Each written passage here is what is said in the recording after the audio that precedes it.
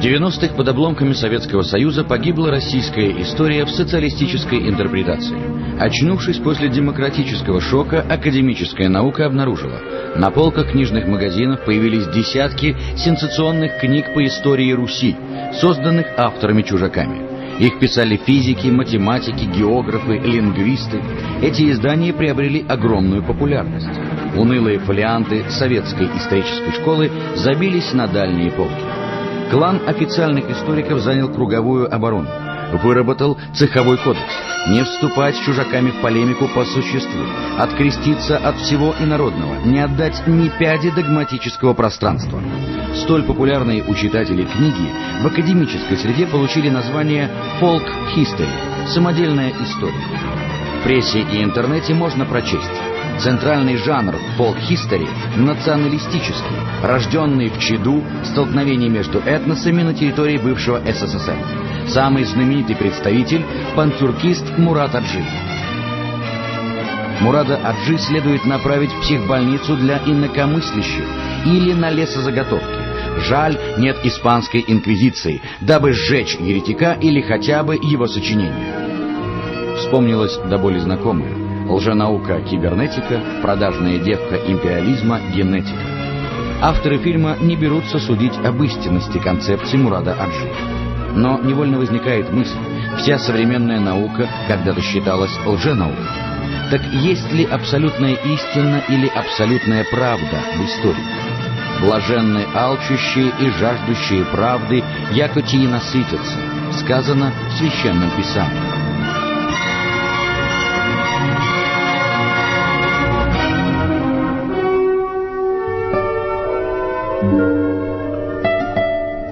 Я, Аджиев Мурат, по национальности кумык, родился 9 декабря 1944 года в Москве. Окончил географический факультет МГУ и там же целевую аспирантуру, кандидат наук. После окончания университета работал доцентом в финансово-экономическом институте и вел научную работу. Одна из книг вызвала гнев ЦК КПСС, и я оказался в черных списках. Мне запретили защищать докторскую диссертацию. Поставив крест на диссертации, я ушел в журнал «Вокруг света», занялся историей своего народа кумыков. Но за книгу «Мы из рода Половецкого» по сигналу сверху меня уволили из редакции, и я стал безработным. Карамзина в должность историка возвели царским указом, меня приказом об увольнении. Сейчас я автор 400 статей и более 3 десятков научно-популярных книг. Так и родился Мурат Аджи, профессиональный писатель и свободный человек. От того района Москвы, в котором жил в детстве, мало что сохранилось. Нашего дома уже давно нет. Осталось только дерево, которое посадил, кажется, в 1 классе. Каждый раз, когда прихожу сюда, боюсь, что оно погибло. Кажется, это дерево хранит мое детство, мои мысли, мои воспоминания. Почему занялся историей? Задумался очень давно. Уже тогда, в детстве, я хотел быть путешественником, писателем, историком.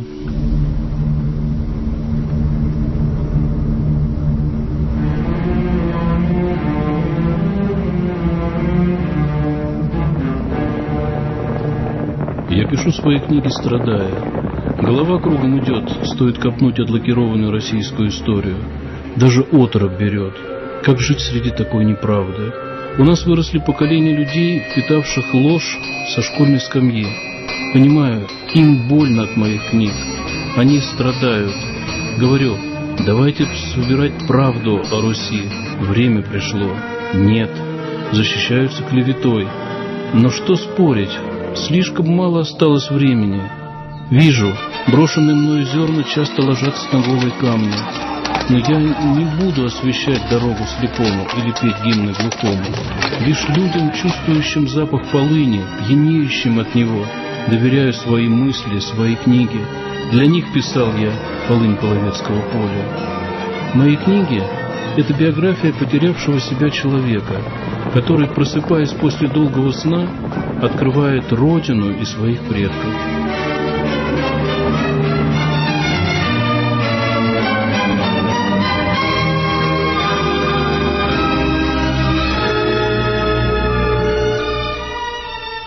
значение истории, оно состоит в том, чтобы картину действительности, той действительности, которая была когда-то в какие-то годы, ее поддерживать и восстанавливать.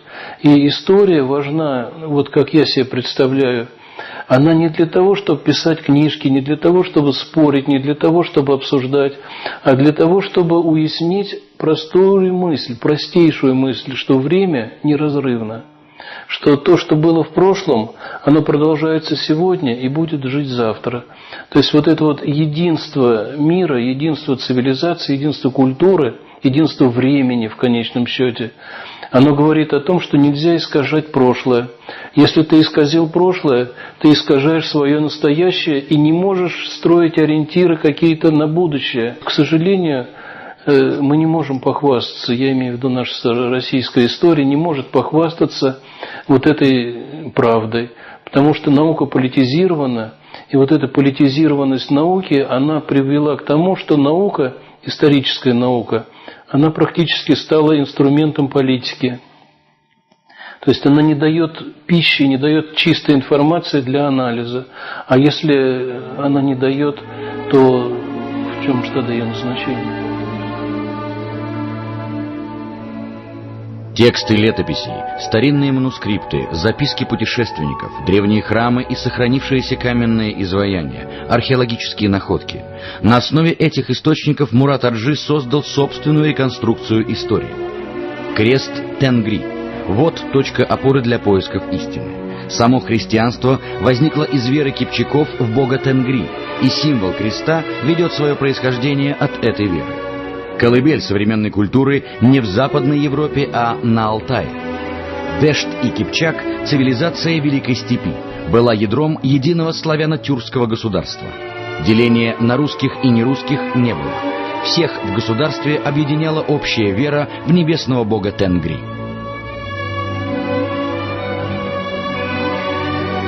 Почему мы говорим о религии? Да потому что это модель поведения общества. И когда общество разделено, то, естественно, разделены и эти модели. То есть общество неуправляемым становится. Вот трагедия вся в чем.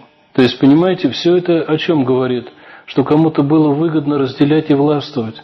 То есть это для этого разделения, для этого вот эти вот религиозные различия, для этого этнические различия придуманы, политические различия придуманы, с тем, чтобы только было как можно больше вот этих мелких образований, которыми можно управлять.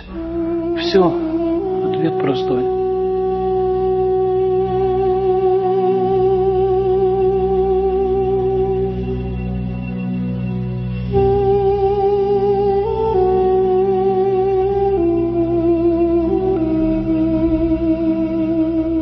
Где-то лет 45, наверное, я вдруг почувствовал голос крови.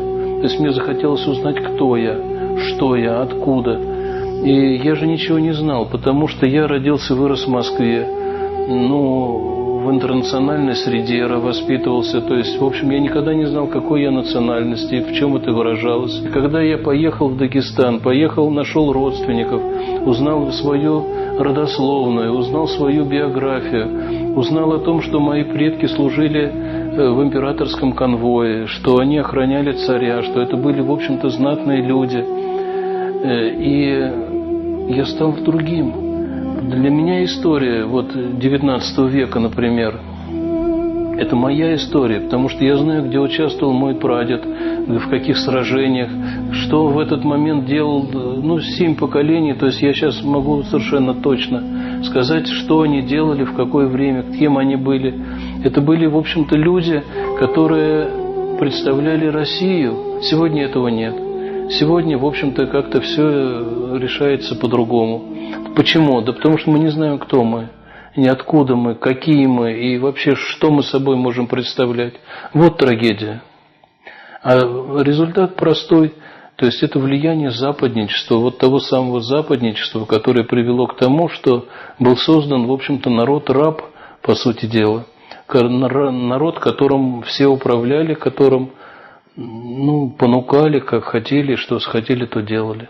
Цель моих книг, она состоит в том, чтобы дать людям пищу для размышлений. Это не утверждение истины, это не доказательство какой-то правильности или неправильности, это просто размышление человека, который задумался и пришел к выводу, что не могла страна такая мощная, как Россия, возникнуть в IX веке, потому что археологический материал показывает, что древнерусские города, они возникли значительно раньше. То есть у нас более ранняя история, более сложная история. И зачем же нам в угоду кому-то ее упрощать, это совершенно не нужно. Еще одно последнее сказание, и летопись окончена моя. Но была ли летопись изначально правдива? И как перекроили рукопись потом? Есть позднейшие списки, а где оригинал? Возможно, списки древнейших рукописей находятся в глубоких подвалах, спецхране Ватикана, иезуитской библиотеки. Над учеными во все времена давлела политика. Искушение упростить или извратить историю всегда велико. Что досталось нам? Повесть временных лет Нестора, самый известный письменный источник. По мнению авторитетных специалистов, претерпел двукратную капитальную переработку и 5-кратное редактирование фрагментов. Многие архитектурные памятники Руси носят следы намеренного уничтожения тех примет, по которым можно определить их изначальное культурное содержание. Вера, именно католическая вера, то есть она уже трансформировала и образовалась как самостоятельная церковь. Это при папе Николае Великом, IX век. Уже началось разделение, полное разделение с греческой церковью. И вот тогда начались вот эти политические, я бы сказал, такие игры. То есть игры уже с Богом. То есть именем Бога стали руководить политики. И вот это вот политическое влияние, оно как раз и распространилась в конце концов на Москву. Была политика, которую составила Западная Римская Церковь, в частности.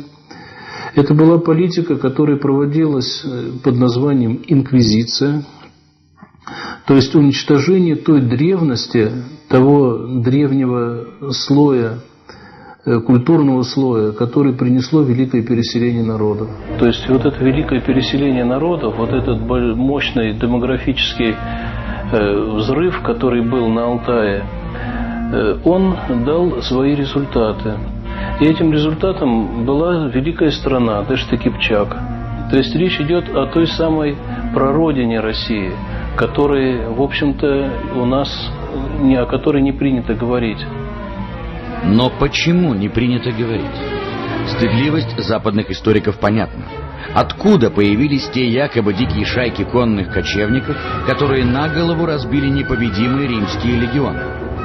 Мурат Аджи считает, мир не может признать, что на Алтае произошла самая ранняя в истории человечества военно-техническая революция. Здесь создали конницу как мобильную армейскую силу. Здесь научились выплавлять железо, а не мучительно выжигать из руды. Алтайцы вошли в век стали, пока для остальных народов железо было драгоценной редкостью. Понятно, нанести смертельный удар Римской империи была способна лишь хорошо вооруженная и организованная армия.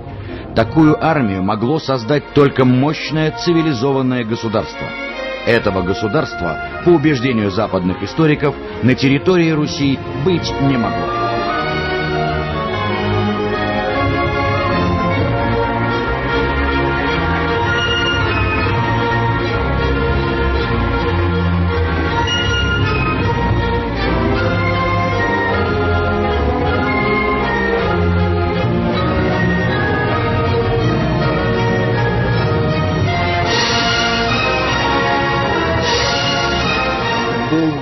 Один единый народ, который назывался кипчаки. Отсюда название страны Дэшты-Кипчак, то есть степь кипчаков. Или же второе название, более полное, значит, Великая степь. То есть почему Великая? Да потому что этой стране платила дань вся остальная половина человечества. То есть это Западная Римская империя, это Китай, это Византия, это Иран. Практически все страны мира платили дань этой стране. То есть это говорит о том, что речь шла не о диких кочевниках, речь шла о представителях высокой культуры, высокой цивилизации. И по сути дела это есть наши предки. То есть это есть предыстория нашей страны, о которой, к сожалению, мы очень мало знаем. То есть практически ничего не знаем. Знаем, что это дикое поле, знаем, что там дикие половцы были, которые грабили, унижали людей. Но не знаем о том, что все практически древнерусские города были построены тогда, в IV-V веке новой эры. Мы не знаем о том, что эти люди принесли веру. И это очень о многом говорит. Говорит в первую очередь о корнях нашей культуры.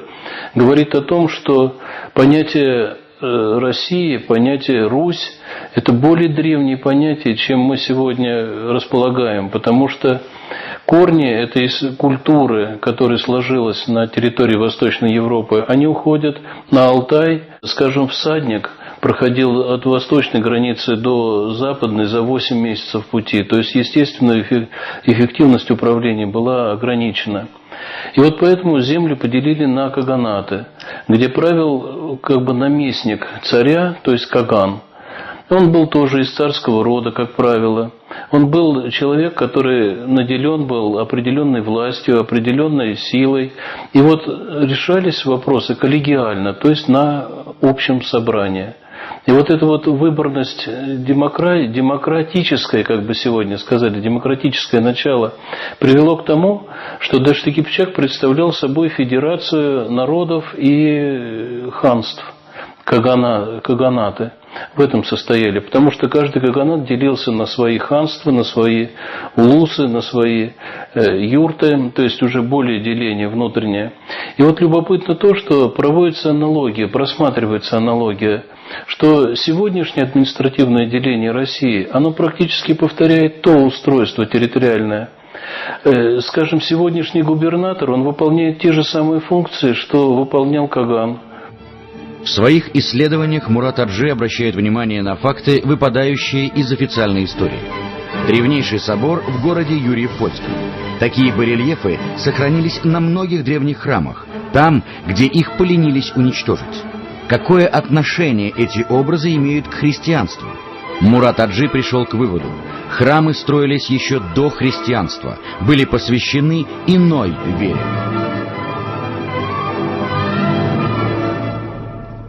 Следы этой религии, они сохранились сегодня.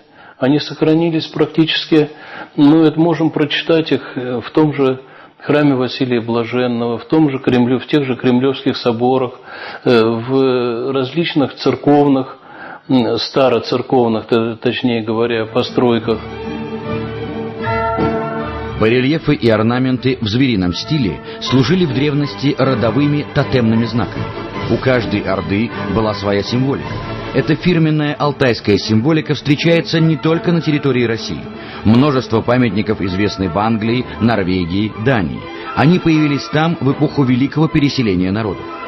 Мурат Аджи считает, эти памятники связаны с ордынскими ханами, которые осели на завоеванных землях и стали родоначальниками современной западноевропейской знати. Кипчаки принесли в Европу свою духовную культуру и религию. Равносторонний крест бога Тенгри, известный по древним манускриптам, традиционным узорам ковров и археологическим находкам на территории Алтая, сохранился на архитектурных сооружениях Европы. Равносторонний крест символизировал лучи солнца, божественную благодать, осеняющую 4 стороны света. Такой крест издревле украшал щиты и лабарумы, стяги кипчаков. Совершенно явный символ солнца до сих пор можно увидеть на древнерусских храмах. Колокольный звон также пришел из веры Тенгри. Праздник начинали с удара молота по наковальне.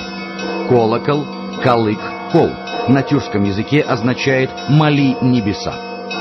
То есть вот степняков пытались называть христианами, но они говорят: мы не христиане. Там были те же храмы, там были те же колокола, города просыпались под колокольные звоны. И вот дословный перевод с тюркского, если мы посмотрим, что означает слово «тюрк», то есть это душа, наполненная небом. Почему? Потому что они верили значит, в Бога Небесного, знаком которого был равносторонний крест.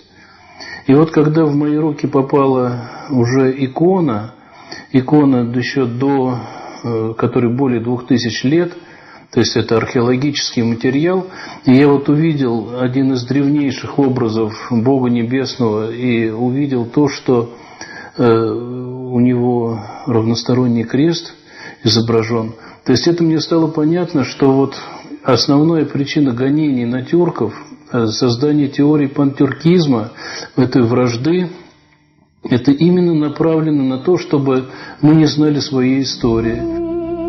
Слушая, вдруг понимаешь суть. Мураду Аджи невыносимо больно, что величие страны Дэшт и Кипчак стерто из памяти человечества. Как случилось, что Великая Степь и народ кипчаков со своей культурой безвозвратно канули в прошлое? Куда делось Великое Степное племя? Где потомки грозного царя Аттилы? Завоевав полмира, кипчаки словно исчезли из истории. Улус за улусом покидали Великую Степь, превращаясь в иной народ, либо растворялись в другом народе. Душу Мурада Аджи будто гложут руны, письмена, выбитые на камне более 1000 лет назад. Это посмертное послание тюркского правителя Кюльтегина. «Ни небо, ни земля не разверзались, мор и глад не били нас. Так почему и кто, о тюркский мой народ, ответь, зачем и кто закон и власть твои к погибели подвел? Ты сам, народ, перед своей землей, перед Каганом, что хотел тебе служить, перед самим собой ты сам и согрешил. Ты выбрал для себя, как смертный жребий, зло. Ведь не пришел никто, закованный в броню, чтоб одолеть тебя, рассеять, взять в полон. Ведь не пришел никто, чей был бы меч острей, чтоб покорить тебя, согнуть, стереть с земли. О тюркский мой народ!» Быть может, прав историк Лев Гумилев. Каждый этнос рождается, развивается и умирает в отпущенный ему срок. Или же сломался некий хребет, который держал цивилизацию Великой Степи. Мурад Аджи считает, духовным стержнем была единая вера. Идея единства, идея конфедерации, союза народов, вот она как и проявлялась в каждом каганате. И вот это очень показательно, что людей отличали и различали не по признаку национальной принадлежности, а по признаку веры. И вот эта вот пословица, которая была: «Если веришь в Бога, то свой», то это было характерно для степи, характерно для вот этой, я бы сказал, прарусской культуры, то есть еще до Руси. Вот это был главный знак, то есть вера в Бога. У каждой орды была икона. Это тоже тюркское слово, между прочим, которое дословно переводится «открой душу», «говори истину». То есть это вот то, что обращено к тебе. И каждая орда имела свою икону. Икона эта называлась Умай. То есть то, что сегодня называется Богоматерь. И вот Донская икона, значит, Казанская икона, и можно дальше перечислять и перечислять. Это все как раз и отличало вот те самые орды. Вот эта вера, она позволяла жить в одной среде людям разных национальностей. То есть, понимаете, вот это очень важно понять. Это многонациональная Россия, она стала многонациональной, она стала в XIX веке, XX веке, когда разваливалась. А до этого же не было. И получается, что Московская Русь стала христианской в 1589 году.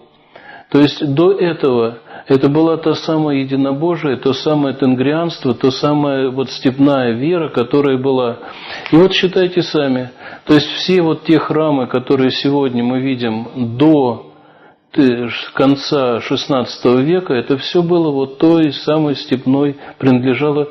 Ну и, конечно, в первую очередь, даже не столько храмы, сколько люди, старообрядцы. То есть это вот отсюда старая вера, отсюда деление новой веры, старой веры. То есть это все имело, оказывается, свои корни. Древние иконы и фрески сохранили религиозный канон, существовавший до XVI века – двоеперстие. Именно то двоеперстие, которое возникло в вере алтайцев. Однако эти образы очевидно христианские. Мурат Аджи сделал вывод – тенгрианство, его культовые и храмовые традиции легли в основу христианской веры. Если он прав, в старообрядчестве действительно могли сохраниться корни почитания бога Тенгри. Не в борьбе ли с остатками этого верования состояла суть церковной реформы патриарха Никона? Ведь основным внешним признаком старообрядчества было именно то, что крестились старообрядцы двумя перстами. Двоеперстие, вы понимаете, это тоже знак, которым крестился Алтай, еще древний Алтай. Когда мы говорим о двоеперстии, мы должны показывать вот эти два пальчика, вот они двоеперстия. Не те другие какие-то, а вот они два. Можно подделать рукописи, сбить фрески, сжечь манускрипты. Храм можно разрушить, но нельзя перестроить. Мурат Аджи утверждает, храмовая архитектура является самым красноречивым свидетельством истории. Именно то, что строилось до кончины Ивана Грозного, показывает картину религиозной жизни прежней Руси. Иван Грозный – последний царь, исповедовавший тенгрианскую веру.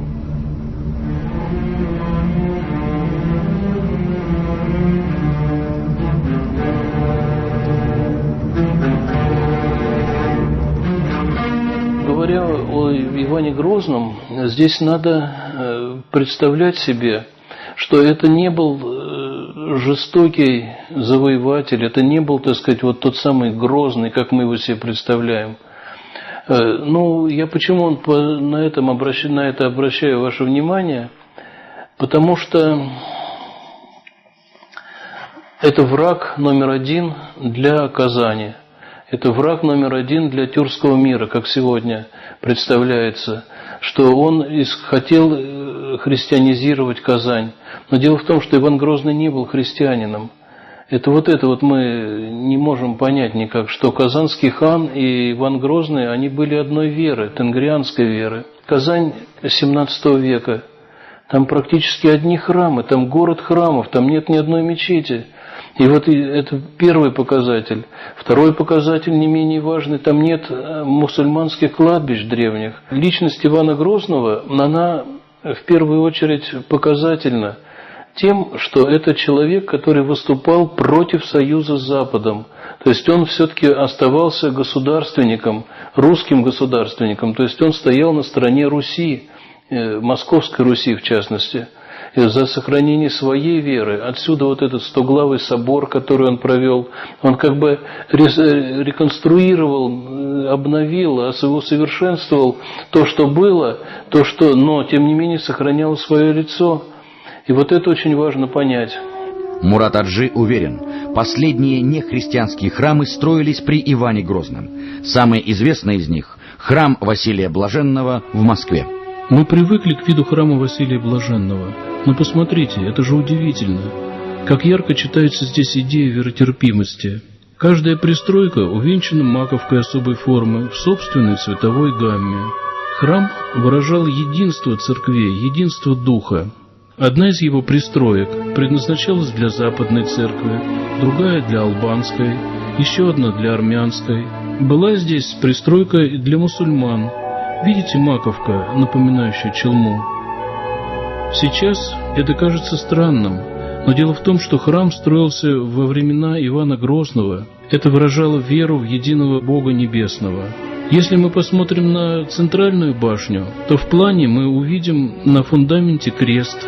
На самой башне увидим восьмиконечную звезду. Вот они, знаки степи, ее культуры. Время щадит не только каменные постройки, но и мистическим образом сохраняет нематериальное. Язык, мифология, географические названия, народные сказания – все это оказывается удивительно стойким. Мурат Аджи видит тюркскую культуру во всем. Река Енисей, по-тюркски Энесай, мать-река, а Обь – Абе, бабушка, то есть бабушка-река. Города Орел, дорога на подъем, Брянск, главный, Саратов, Желтая гора, Симбирск, одинокая могила. О чем говорят названия в Москве? Коломенская, прежняя Коломна, то есть охранение. Капотня, высокая трава. Кунцево, пристанище. Клобук, нимб, кадила, храм, монастырь, алтарь. Все слова тюркского происхождения. То есть у них, естественно, язык был. Какой, возникает вопрос, какой мог быть язык у людей, которые вышли из тюркской среды, и которые другого ничего не слышали? И вот как раз это говорит о том, что при Иване Грозном, до Ивана Грозного, это все был чисто, так сказать, тюркский народ, тюркская страна. Во-первых, о единстве языка между Московской Русью и Тюркской Османской империей, то есть у них был один язык, это были, в период Ивана Грозного. То есть, понимаете, это был один народ. И вот как раз, когда мы говорим, что Иван Грозный говорил на тюркском языке, говорил о том, что это все, это у Успенского написано. Но почему-то никто не хочет это читать. А это уже, в общем-то, прошло, слава Богу, почти целый век, как написано. И вот я думаю, что для многих будет удивительно, если я скажу, что та Московская Русь Ивана Грозного, Русь Рюриковичей, она ведь говорила на тюркском языке, богослужение в церкви велось на тюркском языке, и возникает естественный вопрос, а что же такое тюркское? То есть получается, это вот то родное, что мы рубим, что мы уничтожаем, что мы пытаемся от чего-то откреститься, а это и есть то наша плоть, которая, в общем-то, нам дана природой. Когда-то в Великой Степи был обычай посылать родственнику на чужбину не письмо, а пучок сухой полыни, как призыв к возвращению. Ему ты песен наших спой, когда же на песнь не отзовется, свяжи в пучок емшан сухой и дай ему, и он вернется. Одна из последних книг Мурада Аджи построена как беседа с читателем. Она имеет грустный подзаголовок «Моя фолк-хистори горькая, как полынь». Сама книга называется «Дыхание Армагеддона». Встает образ грядущего суда истории, битвы добра и зла, расплаты за грех забвения предков. Читая, понимаешь, исторические эпохи живут для Мурада Аджи в том едином фантастическом времени, где прошлое и будущее существуют одновременно. Сегодняшняя Россия и древняя Великая Степь для него неразрывное целое. И вот все это говорит о чем? Говорит о том, что ведь и Золотая Орда, и Московская Русь – это сегодняшние земли России, то есть это, в общем-то, единый народ, единая культура, но которая сама себя разделила и поставила вот этот барьер неведения. То есть мы не хотим вас знать, мы не хотите нас знать. Мало того, что это незнание, а сейчас начинаешь понимать, что это осознанное, целенаправленное действие третьей страны, который тебя заводит в этот тупик, который тебя заводит, и тебя, в смысле страну, заводит в этот тупик. И ведь меня поразило, что же, начиная со времен смуты. То есть Россия огромная, богатая страна, но жила всегда нищей, то есть народ крепостной, крепостное право. И все материальные ценности, все богатства, они переходили на Запад.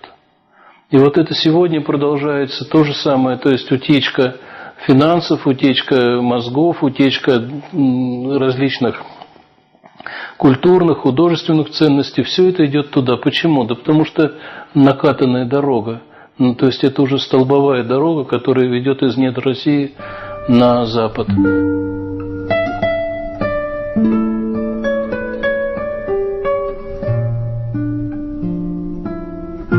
Завершая наш разговор, мы еще раз вернулись к той теме, с которой начали. Ради чего умер ученый, географ Мурат Аджиев и родился писатель Мурат Аджи?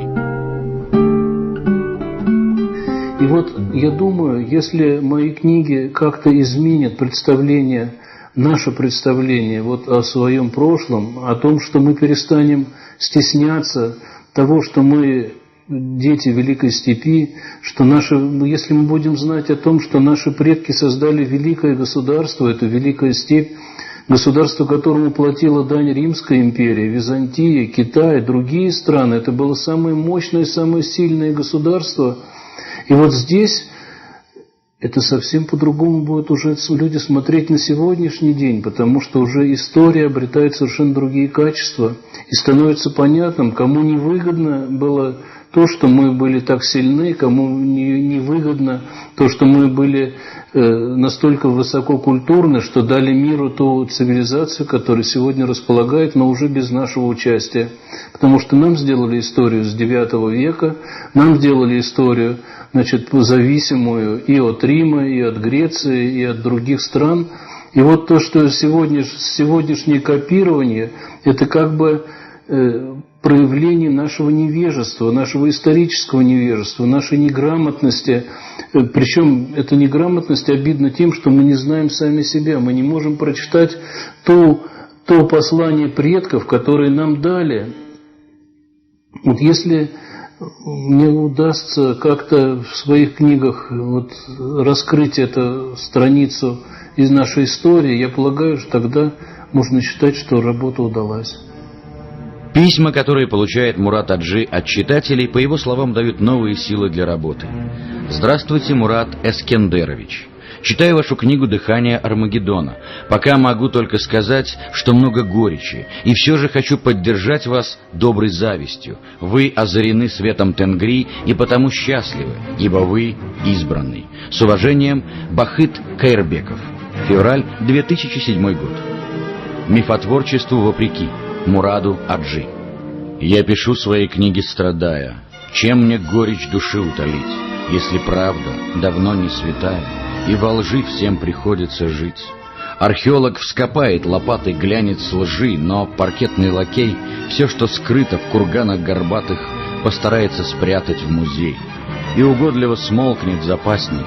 Только я, сумасшедший фанат, нет, счастливец в истории страстной, озаренной искомым величием дат. Мне не надо придумывать нечто. Все, что вызнал полынной травой, глянец лжи, прорывая беспечный в книге каждой, как пламень живой.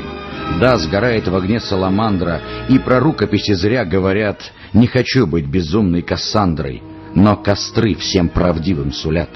Мы не любим уроки и знания, мы с рождения мудры на века, задолбив на зубок в свою память горе, горе всегда от ума. Нет, я счастлив, нарушивший вето. Кто есть я, вопрошаю себя. Прорастает сквозь горечь ответов родословная гордость моя.